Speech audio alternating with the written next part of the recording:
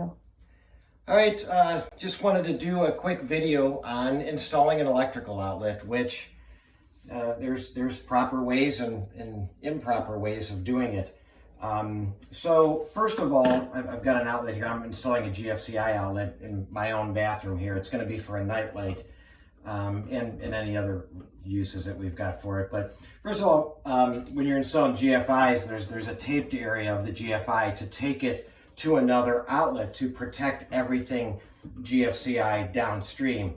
GFCI ground fault circuit interrupter. When it senses water, it interrupts the circuit and shuts it off. It's a safety thing for mainly bathrooms, but now it's required in any wet locations, garages, exterior, all your kitchen countertops, things like that. So, but when installing an outlet, you want to wrap the wire around the screw on the side, and it's typically around where it's tightening, so it gets tightened.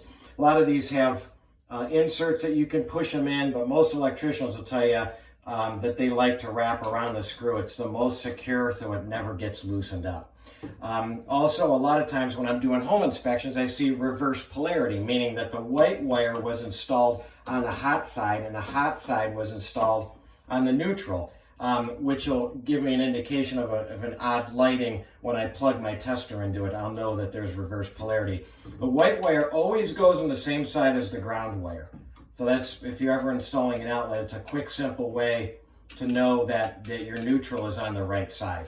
And then when you're installing the outlet, when you're putting it on the wall, you always want the ground up.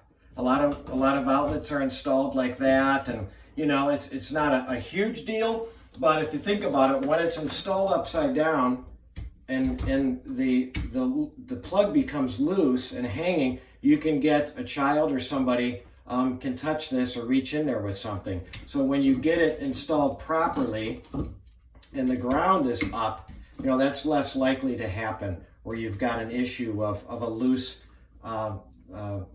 something plugged into it, and then you've got an electrical issue with a child or anybody. So, okay, just a quick tip. Thanks for your time. I appreciate it. Have a great day.